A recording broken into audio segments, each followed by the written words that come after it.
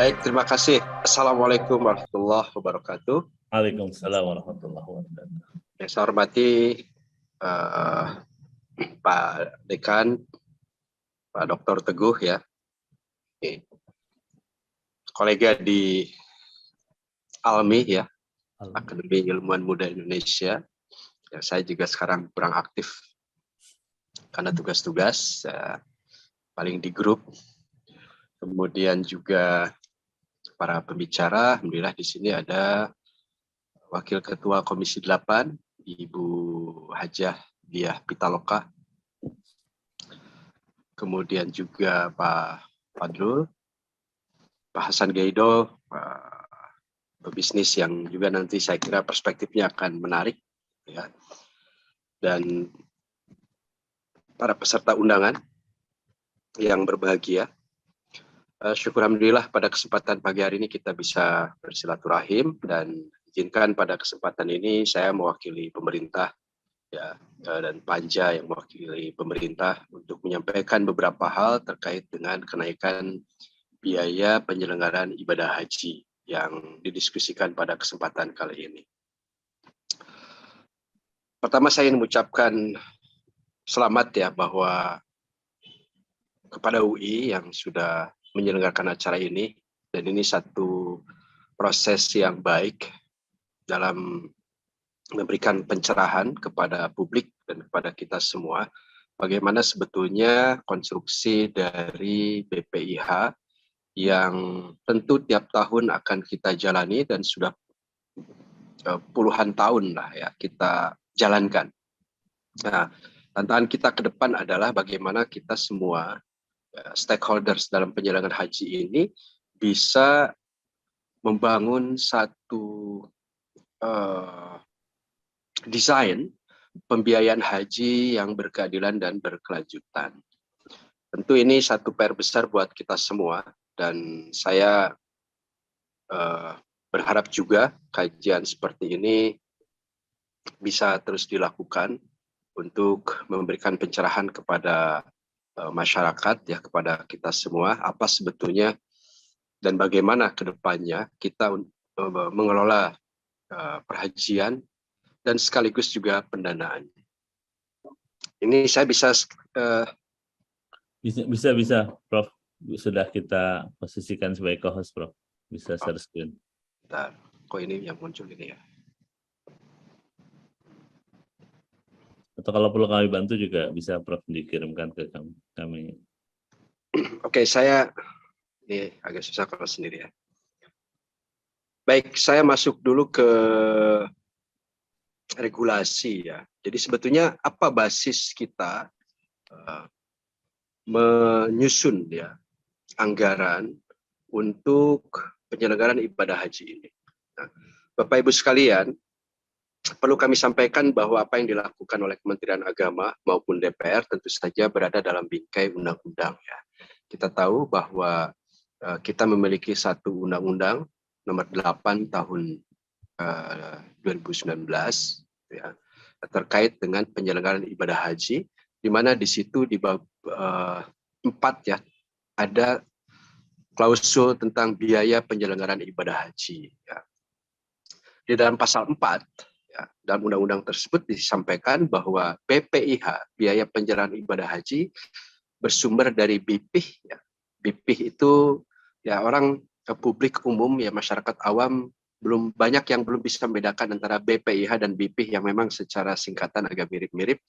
BPIH itu adalah biaya perjalanan ibadah haji atau ONH atau biaya yang harus dibayarkan oleh jamaah.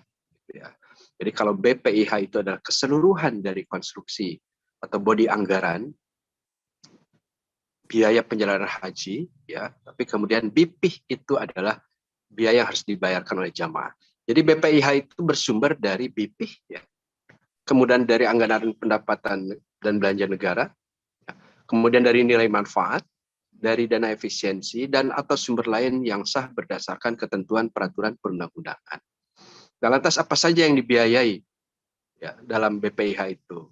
Nah, dalam pasal 45 disebutkan, di situ ada komponen penerbangan, pelayanan akomodasi, Ya, kalau praktisnya ada akomodasi di Makkah dan ada akomodasi di Madinah. Pelayanan konsumsi, pelayanan transportasi, kemudian pelayanan di Arafah, Musdalifah, dan Mina. Ada perlindungan jamaah juga di situ. Ada pelayanan di embarkasi ya, di Indonesia dan debarkasi ketika pulang.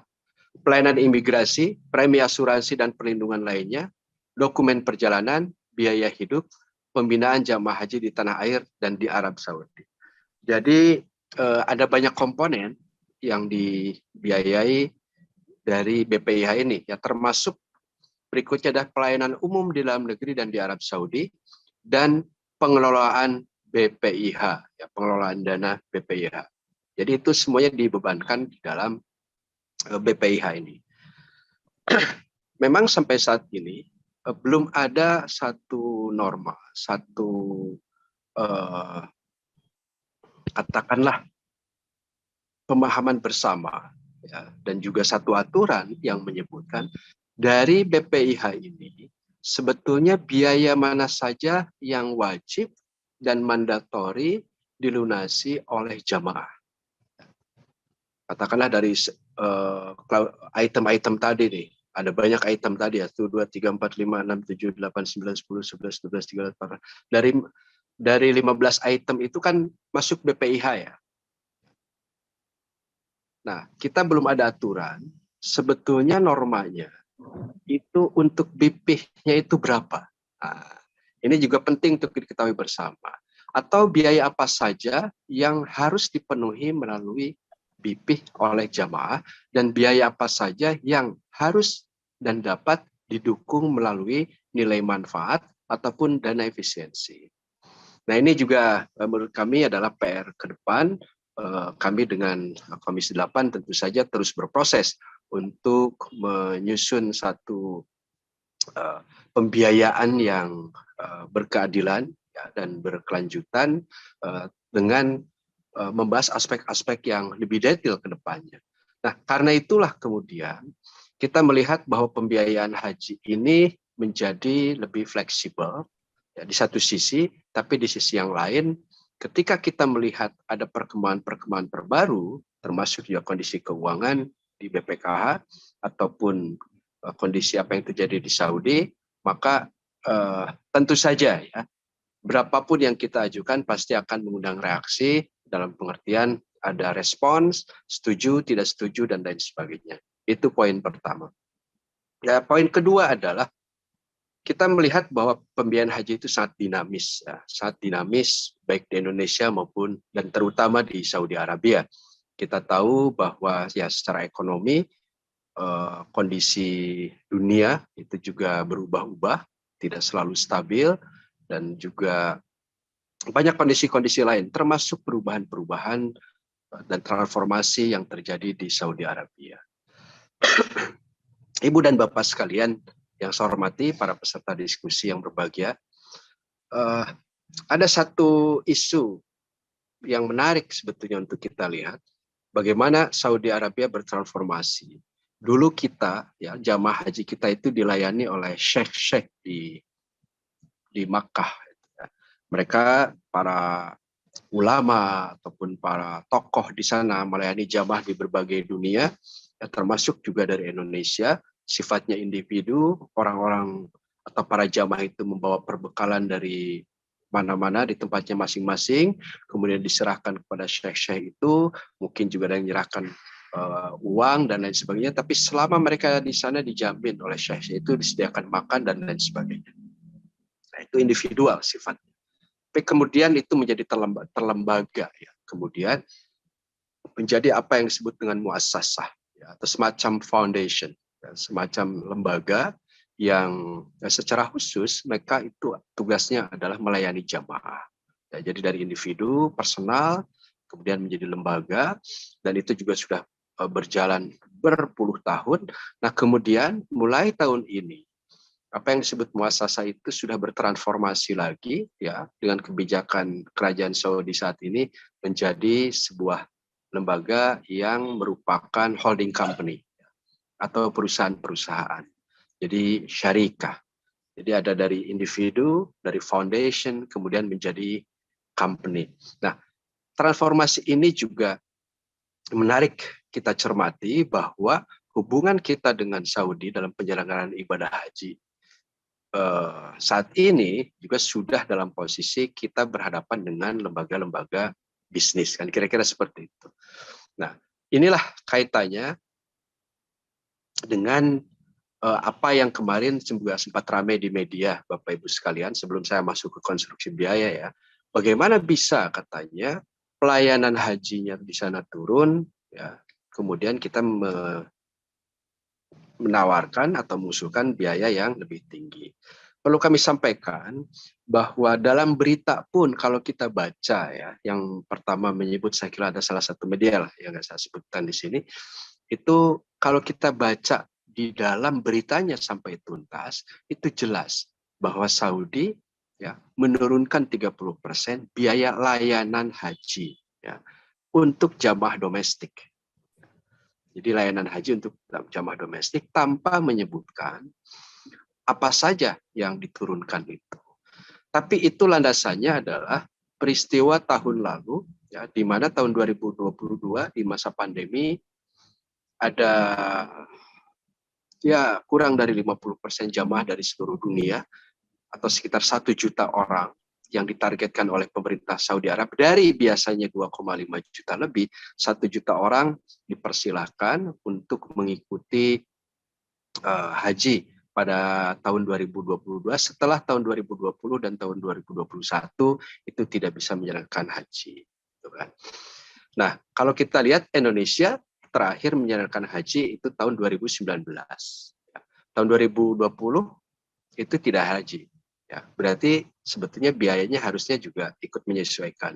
2021 harusnya biayanya ikut menyesuaikan, tidak berangkat juga. Dan baru 22 tiba-tiba harga layanan haji yang dimaksud yaitu layanan ketika jamaah berada di Arafah, ya, Musdalifah dan Mina itu naik drastis ya.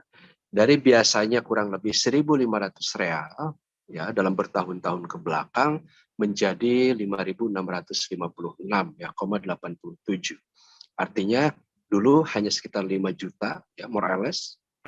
Kemudian untuk tahun 2022 layanan hajinya menjadi untuk 4 hari itu di Arafah 1 hari, ke Musdalifah dan juga di Mina itu menjadi 22 juta orang per jamaah dari luar negeri. Ya, artinya dari Indonesia, dari Malaysia, dari berbagai penjuru dunia, rata-rata harganya 22 juta rupiah per orang untuk 4 hari. Nah, untuk rakyat Saudinya sendiri itu hampir 50 jutaan per orang untuk menikmati haji, ya, yaitu di Arafah, Musdalifah dan Mina itu mereka sampai 50 juta lebih gitu ya. Nah, itu mereka turunkan. Jadi yang dimaksud dengan turun 30%, layanan haji bukan dari keseluruhan pembiayaan, bukan hotelnya diturunkan. Karena yang bayar kepada pemerintah Saudi secara langsung itu hanya layanan haji yang 4 hari itu. Bagaimana dengan yang lainnya? Yang lainnya adalah layanan pembiayaan untuk hotel, penginapan, untuk catering, makanan, untuk transportasi dan sebagainya. Kita tidak membayar ke pemerintah Saudi, tetapi kita kerjasama dengan provider, ya, dengan vendor-vendor yang ada di sana, gitu ya.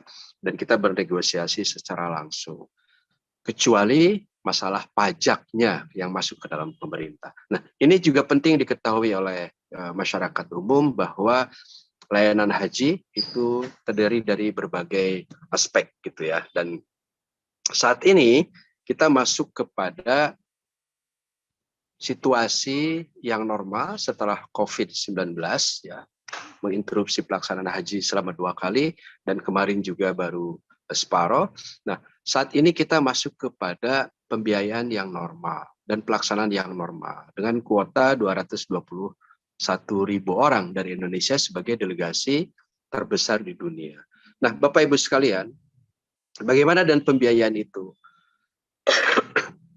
Tentu juga tadi sudah disampaikan oleh Pak Kepala BPKH ya, Pak Fadlul, bahwa di Indonesia berbeda dengan negara-negara lain, kecuali mungkin Malaysia, bahwa pembiayaan haji kita itu diatur oleh undang-undang, ya, kemudian juga melalui konsep BPIH ini, dan juga sumbernya bermacam-macam.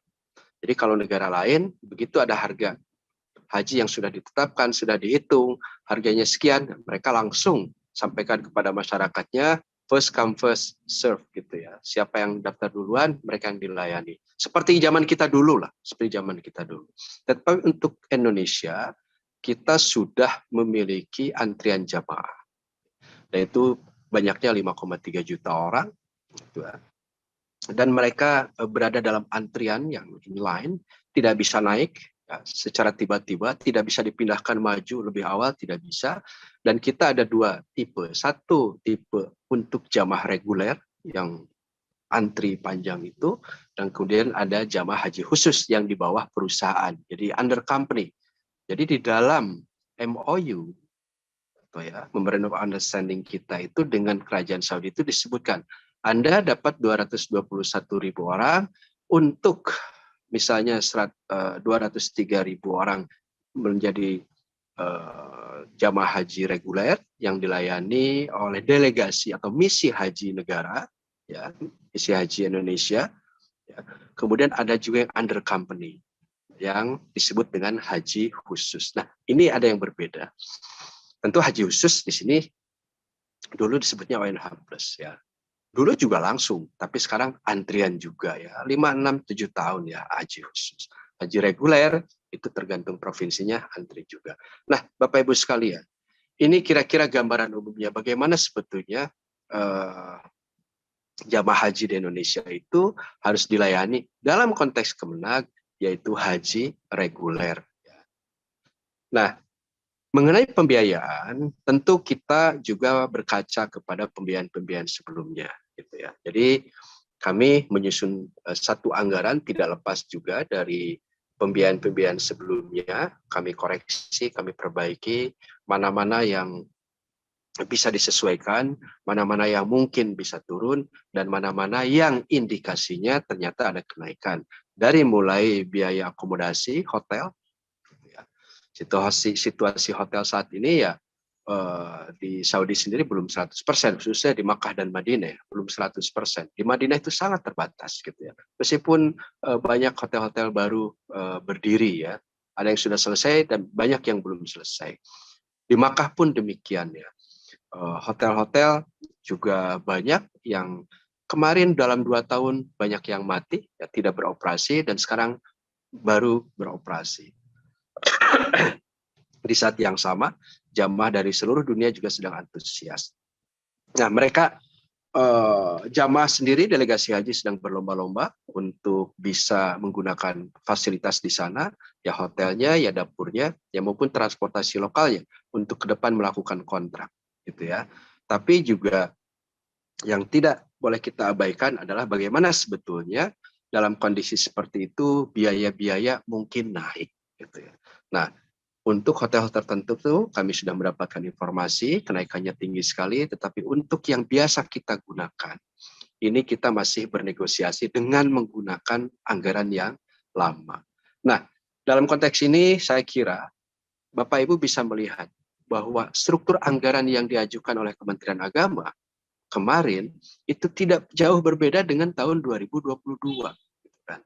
Itu kan sama, ya, beda 500.000. Tetapi memang ketika kemarin baik Komisi 8 maupun Kementerian Agama kan berdiskusi panjang, berdebat panjang juga itu bagaimana sebetulnya pembiayaan haji yang kemarin itu muncul secara tiba-tiba kenaikannya untuk tahun 2022 dan tidak ada waktu untuk mendorong jamaah haji melakukan pelunasan dalam waktu 1 minggu, sementara tas mereka juga sudah siap untuk diberangkatkan dan lain sebagainya. Maka kemudian biaya layanan haji itu dibebankan kepada nilai manfaat. Sehingga muncullah konstruksi sederhananya 60-40 itu. 60-nya nilai manfaat plus di sini. Dan juga 40%-nya katakanlah jamaah. Gitu ya. Jadi itu sebetulnya juga satu bentuk komitmen dari pemerintah maupun wakil rakyat agar apa? Agar jamaah kemarin itu tidak batal berangkat. Karena kalau kita normalkan kemarin itu, satu orang harus nambah 16,5 juta rupiah dalam waktu 1 minggu. Sementara kita tahu karena kami sudah memiliki data detail dari mana saja mereka. Kalau yang dari pulau tertentu ya mereka itu sudah jalan, naik kapal. Sudah ada yang berangkat untuk ke kota atau ke pulau besarnya. Jadi madaratnya lebih banyak lah. Madaratnya lebih banyak. Sehingga kemudian diambil kebijakan untuk meningkatkan nilai manfaatnya. Nah, saya dan teman-teman, dan tentu saja kami dari Kementerian Agama, melakukan kajian-kajian juga. Kira-kira untuk tahun ini seperti apa? Oh, setelah dihitung, ya ini usulan. Dengan asumsi dolar, asumsi rial, asumsi tentang minyak, asumsi yang ada di sana, ke teman-teman kami di lapangan yang sedang melakukan survei dan lain sebagainya, oke, kita bangun anggaran. Nah, tapi ketika kita merumuskan berapa sebetulnya yang harus dibiayai oleh masyarakat, ini yang kemudian kita pertimbangkan dan kita membaca beberapa sumber data, ya, termasuk juga dari BPKH, termasuk juga dari kewajaran kita, ya, dan juga desain atau keinginan kita untuk menyusun anggaran keuangan dalam 5-10 tahun ke depan dengan berbagai pengaruhnya, ya, variabel-variabel yang berpengaruh. Misalnya prediksi tentang dolar ke depan, prediksi minyak, inflasi, dan seterusnya, 5-10 tahun ke depan akan relevan. Dan oleh karena itu saya kira teman-teman dari Fakultas Ekonomi ini juga bisa banyak terlibat suatu saat di dalam membangun konstruksi kajian akademik sebetulnya yang wajar berapa. Justru kami, Bapak Ibu sekalian, ingin dapat masukan dari para ekonomi ini. Jadi ahli-ahli ekonomi, ahli tentang fiskal, ya, ahli tentang bagaimana memproyeksikan keuangan, ahli investasi, ya,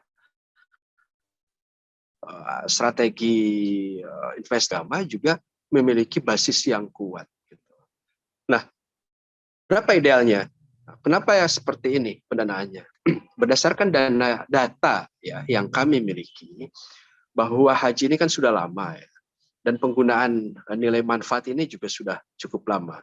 Kami melihat ada data 10 tahun terakhir bagaimana sebetulnya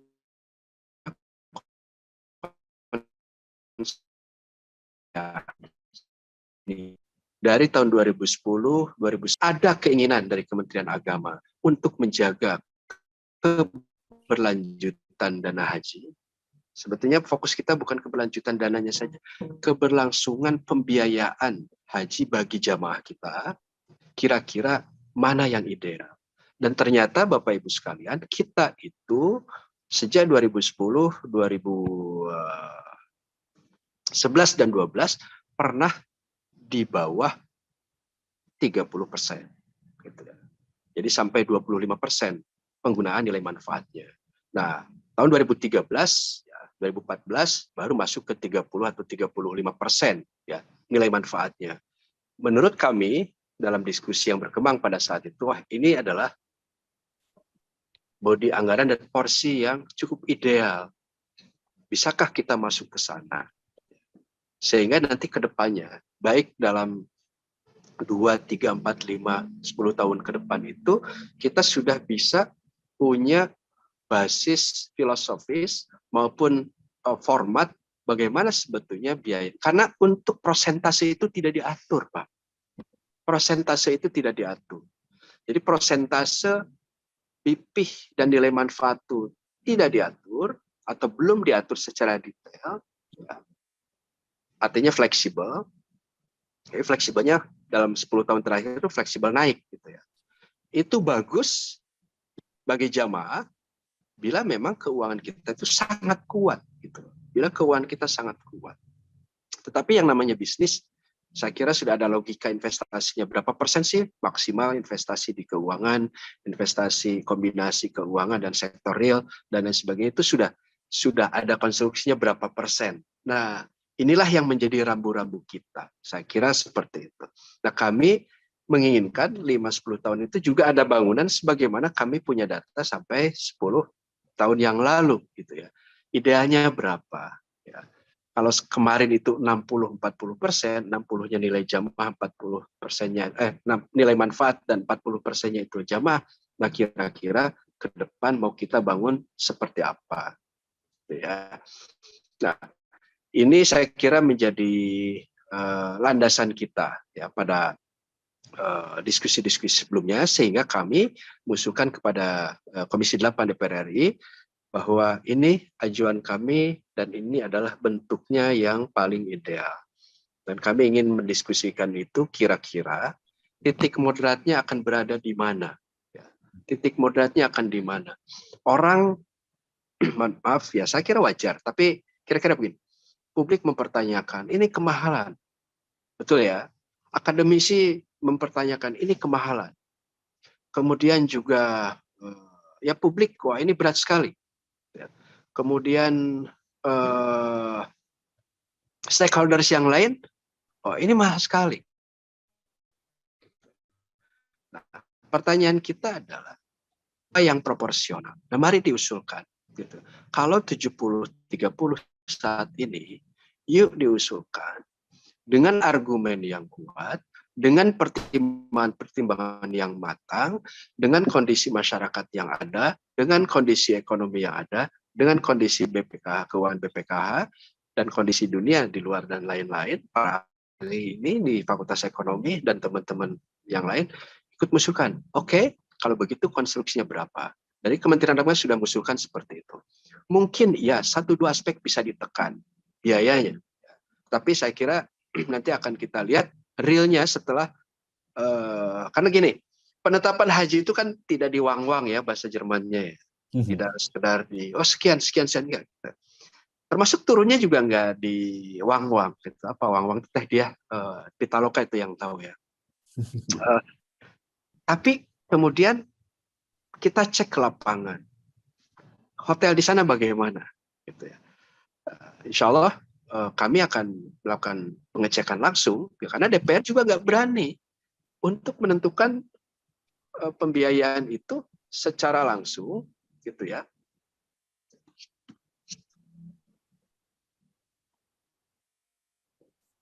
Silakan dilanjut Prof. Hilman. Ini ada apa yang?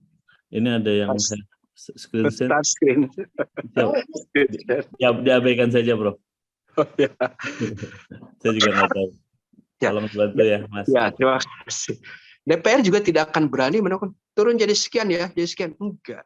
Karena mereka juga ingin ada basis data yang real. Situasi di sana gimana? Yang sudah mendekati kita, hotel-hotel yang daftar kita untuk menjadi mitra itu berapa? Rata-rata berapa harganya? Tahun lalu berapa? Jadi datanya kan harus dekat gitu, mendekati valid gitu. Situasi pasar di sana bagaimana?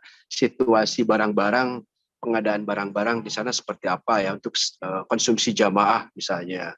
Tahun lalu mungkin kawan-kawan sekalian, alhamdulillah ya makan 3 kali dan lain-lain, tapi perlu jujur kami sampaikan ketika kami ke pasar pun ya barang-barang produk-produk untuk sayuran maupun komoditas yang lain itu masih terbatas, makanya juga makannya itu lagi gitu ya, tapi ada cuma terbatas variasi. Nah dengan harga juga yang cukup tinggi karena masa COVID ekspor impor juga masih banyak terhenti. Nah kira-kira sekarang bagaimana? Saya kira kami insya Allah dari Kementerian Agama tidak ada niatan ya untuk memberatkan jamaah. Kalau nilainya mahal, ya se-BPIH-nya memang tahun lalu pun seperti itu. Tahun lalu pun seperti itu. Tinggal untuk tahun ini, kira-kira biaya moderatnya bagaimana? 70 juta atau 69 juta itu terasa memberatkan. Nah, kami ingin mendiskusikan juga, nah kira-kira idealnya berapa? Gitu kan. Idealnya berapa yang ditawarkan oleh publik, karena mohon maaf ya tahun lalu pun kami mengajukan 42 juta ya ramai juga Pak moderator ya. Ya, betul. Ya 42 juta loh ya. Nah ini sekarang kira-kira titik konvergensi yang bisa kita rumuskan itu berapa? Siap, Pak. Saya kira saya tidak usah presentasi angka-angka ya karena sudah kita ketahui bersama saya kira di publik. Terima kasih. Saya kembalikan. Assalamualaikum warahmatullahi wabarakatuh.